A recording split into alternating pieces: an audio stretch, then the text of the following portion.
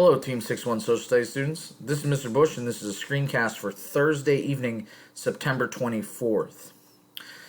Today, Thursday, September 24th, was an early dismissal day, and what we did was we utilized our social studies time as a makeup day. So I met with all of our students during our live Google Meets today, and we went over whether you individually had completed all your assignments to this point, or if you had an assignment missing from my gradebook. I gave everybody some time to work to get caught up with the work up until this date. So if you did not get that information from me and you were curious about missing work in the gradebook, please contact me via email and I will be able to better direct you on whether you are up to date or you are missing an assignment or two. The remainder of this screencast is going to address Friday, September 25th. So as we go into this week's folder, and we go to Friday's subfolder, there are two things in Friday's subfolder. The first thing is a video clip called 5 Things You Should Know About the Paleolithic Time. So when you click on that link, it will take you to a YouTube video.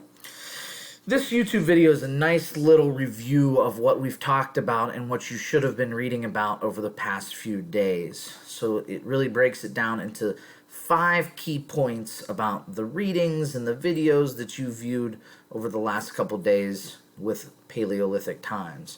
So it would be my advice to watch this first on Friday, and then after watching it, I would go in and complete my journal entry, which talks about the distant past. So when you click on this, you will click on My Document to get your copy. I'm going to bring up a blank version of it right here. As you can see, it says, imagine you are traveling through different periods of human history. Your first stop is the Paleolithic era. Write a few sentences in your journal about how a member of a hunting-gathering group lived and how the development of fire changed their life. So basically you're going to tell me, you're going to pretend that you were a hunter-gatherer during the Paleolithic time.